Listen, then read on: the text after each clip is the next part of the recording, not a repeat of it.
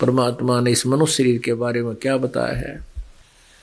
गर्भ ना करे रे गंवारा, जो बन धन पावना दिन चारा जी। क्या बताते हैं परमात्मा के पशु के चाम की तो जूती बन जा नौबत और नगारा, नर देही किसे काम न आवे या जड़ बुझ हो जा छारा। कहते पशु के चाम की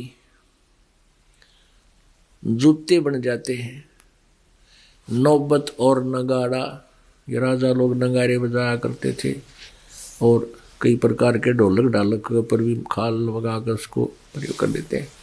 लेकिन नरदेही किसी काम नहीं आवे, या तो राख बनेगी, व्यर्थ है, यूजलेस।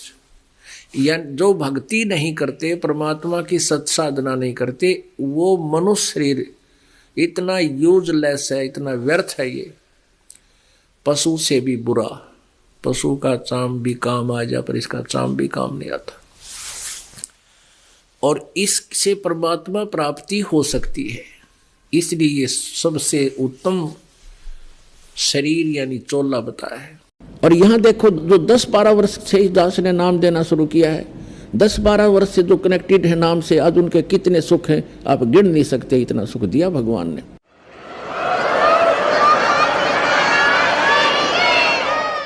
तो पावर से कनेक्शन होगा तो आपके सारे काम चलेंगे। और दूसरी बात यह कि आपने यहाँ से दीक्षा ले ली, आपका कनेक्शन तो हमने जोड़ दिया, आपने जा करके वही नियम भंग कर दिए, वहाँ कनेक्शन कट गया। फिर आप आते चक्कर भी लगाते रहते हो और कहते हो हमें तो नाम भी ले रखा, कोई लाभ नहीं हो रहा, तो कनेक्शन कट गया, वो पावर मिल नहीं रही आपको, तो लाभ कैसे होंगे। तो आपने कनेक्शन को ठीक रखना है, मर्यादा भंग नहीं करनी, यहाँ ऑटोमेटिक कनेक्शन कटेगा आपका। आप जरा सी भी मर्यादा भंग कर दोगे भगवान साथ नहीं देगा। कबीर साहब कहते हैं जब लग अंसा हमरी आना और काल लगे नहीं तेरा बना। फिर परमात्मा बताते हैं कि जब तक ये जीव हमारी मर्यादा में रहेगा, आन कान बोलते हैं हमारे देसी भाषा में, हमारी आन माने मर्यादा में रहेगा, और तब तक काल का कोई अटैक नहीं होगा। फिर परमात्मा बताते हैं कि 100 वर्ष तक सतगुरु पूजा, 100 वर्ष तक इस दास से प्राप्त भक्ति आप कर रहे हो और नियमित कर रहे हो, बहुत अच्छी बात है, क्योंकि आपका धन संग्रह हो रहा है। और एक दिन आन उपासी 100 वर्ष तक सतगुरु पूजा, गुरुदेव से सतगुरु से लेकर साधना जो कर रहे हो, 100 वर्ष सतगुरु पूजा, एक दिन आन उपासी, वो अपराधी आत्मा फिर पड़े काल की फांसी। अब 100 वर्ष साधना कर ली, एक दिन आस्था हटेगी, आस्था हटेगी तभी तो हम आन उपासना करेंगे, तो आप गए काम तय। तो वो क्या होगा कि आपकी आस्था हटेगी, भगवान से कनेक्शन कट गया, और उस समय आपके साथ एक धोखा और भारी बनेगा। जिसने 5-7 वर्ष तक, 4-5 वर्ष 10 वर्ष ये सत साधना कर ली, फिर सुख तो स्वाभाविक होंगे ही होंगे आपको, क्योंकि सुख सागर है ये भगवान। और फिर आपके मन में मस्ती आवेगी, आपका कनेक्शन भी कट जाएगा, आप आन उपासना करोगे या कोई और गलती कर बैठोगे, और गलती पे गलती करते भी रहोगे और आपको हानि कुछ नहीं हो रही होगी, तो आप और उत्साह बढ़ेगा आपका नाम तोड़ने में।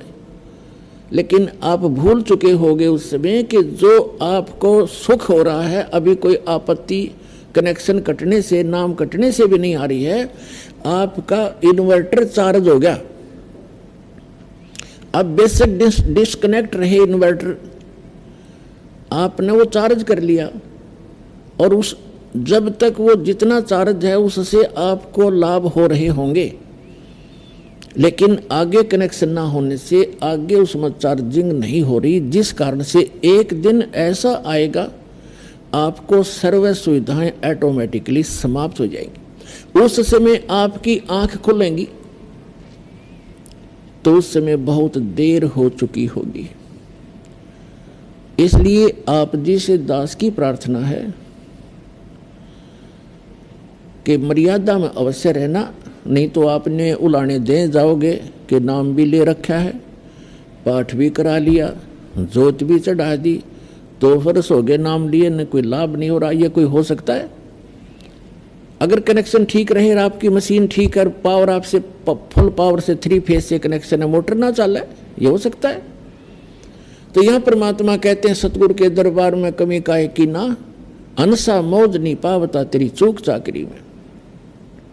इस सच्चे दरबार में कोई कमी नहीं किसी भी वस्तु की। आपको मौज नहीं बख्श रहा भगवान, तो आपकी कोई सेवा में, आपकी पूजा में, आपकी कोई मर्यादा में चूक है, उसको अपनी को सुचारू करो, फिर लाभ लो भगवान के। तो दास जो कहना चाह रहा था, इसे गंदे लोक में हम रह रहे हैं, यहाँ एक पल का भरोसा नहीं, और वो माया धरी धराई रहेगी उस बाई की, पूरा परिवार नाश हो गया 5 लाख के चक्कर में। और परमात्मा कहते हैं हमारी शरण में रहो, आपका कोई कार्य में बाधा नहीं आने दूंगा, लेकिन कार्य हो हमारी मर्यादा अनुसार।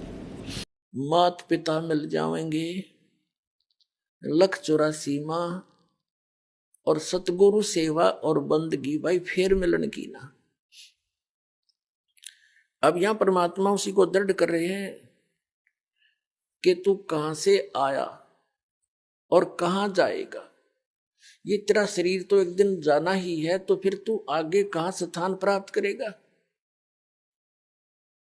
और फिर बताते हैं कि संसारिक लोग कितने ही आपके अच्छे हैं, चाचे ताऊ रिश्तेदारी, आपके मित्र भी नेक हो सकते हैं, लेकिन वो आपको संसार में जीने की कला ही सिखा सकते हैं, संसारिक क्रियाओं की ही जानकारी दे सकते हैं, एक आपको यहाँ का शिष्ट व्यक्ति तो बना सकते हैं। उसके लिए परमात्मा ने कहा है, कहाँ से आया कहाँ जावेगा, यो तन छूटे तब कहाँ समावेगा, आखिर तुझको कौन कहेगा, गुरु बिन आत्म ज्ञान, मन ने की कर ले 2 दिन का मेहमान।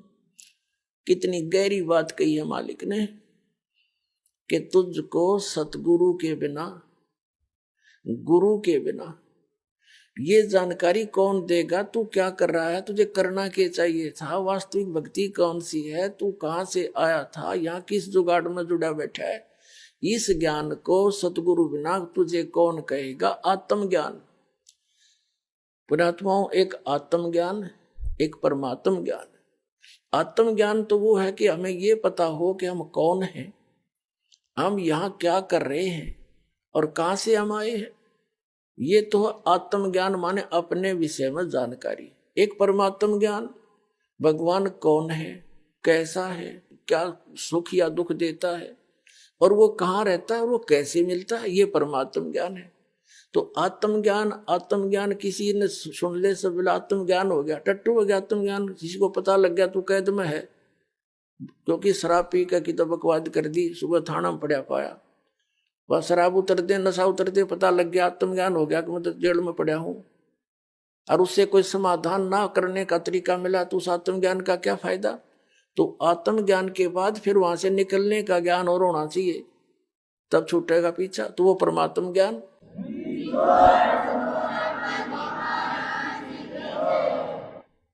पुण्यात्मा, सौभाग्य आपका,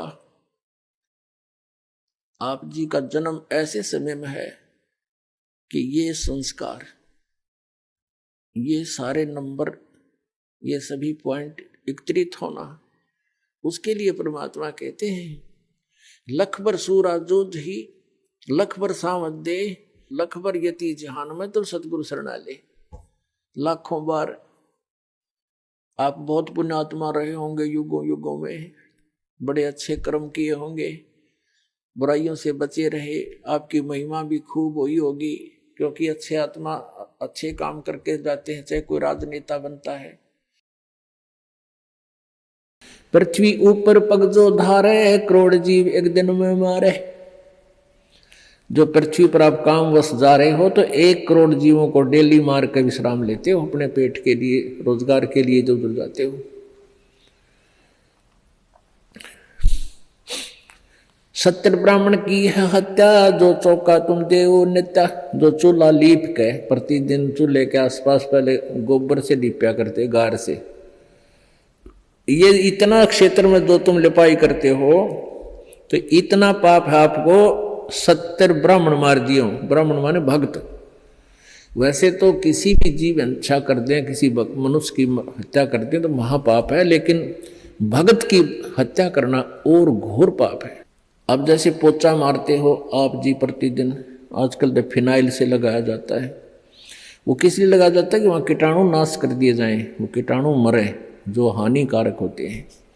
तो वो जब तक आप सतगुरु कबीर परमेश्वर जी की सत साधना पूरे संत से लेकर नहीं करते, नकली संतों से नहीं, जिनके पास ये सच्चा नाम हो जो दास देता है, तो तब तक आपके दोनों ही पुण्य और पाप भिन्न भिन्न लिखे जाएंगे और वही आपको भोगने पड़ेंगे। फिर सारे के सारे पुण्य भी मिलेंगे। जैसे हाली का उदाहरण दिया कि उसने जो एक अलाई में इतने जीव मार दिए कि 1000 कसाईयों जितना पाप हो गया। फिर उसके द्वारा बीजी गई खेती से कुछ ऐसे दाने नीचे गिरे, ऑटोमेटिकली वो जीवों ने खाए, वो पुण्य हो गया। तो वो पुण्य और वो पाप अलग अलग लिख दिए, पुण्य थोड़े और पाप गणे। तो ऐसे ही आप पोचा लगाते हो या अपने काम वश जाते हो तो सभी आपके पैरों के नीचे प्राणी मरते हैं। और ऐसे जीव हैं जो हमें दिखाई भी नहीं देते, हवा में हैं, वह भी मारे जाते हैं। आप मोटरसाइकिल पर जा रहे हो, आप देखोगे आपका कपड़ा भी मैला हो जाता है, हवा में उड़ रहे अदृश्य जीवों के द्वारा उनकी मृत्यु आपके छाती पर, मुंह पर सब लग लग कर मर रही है। पंखा चलाते हैं, पंखे में भी जीव मर रहे हैं। अग्नि जलाते हैं, अग्नि में भी जीव मरते हैं। आटा गूंथते, आटा उसमें भी, सब्जी बनाते हैं उसमें भी। तो ये उन भक्तियों से ये समस्या हल नहीं हो सकती। परमेश्वर कबीर जी की भक्ति से आपके ऊपर क्या होगा कि ये जो पाप तो हैं लेकिन उनको करना उद्देश्य नहीं, तो वो पाप आपका नहीं लगेंगे, उनको लगेंगे जो इस दास के द्वारा बताई गई साधना नहीं कर रहे। उनको तो पूरे लगेंगे, उनके बैंक अकाउंट में लिखा ही जाएगा वो। और इससे नहीं लगेंगे। कहते इच्छा कर मारा नहीं, बिन इच्छा मर जा, कह कबीर दास का पाप नहीं लगाओ।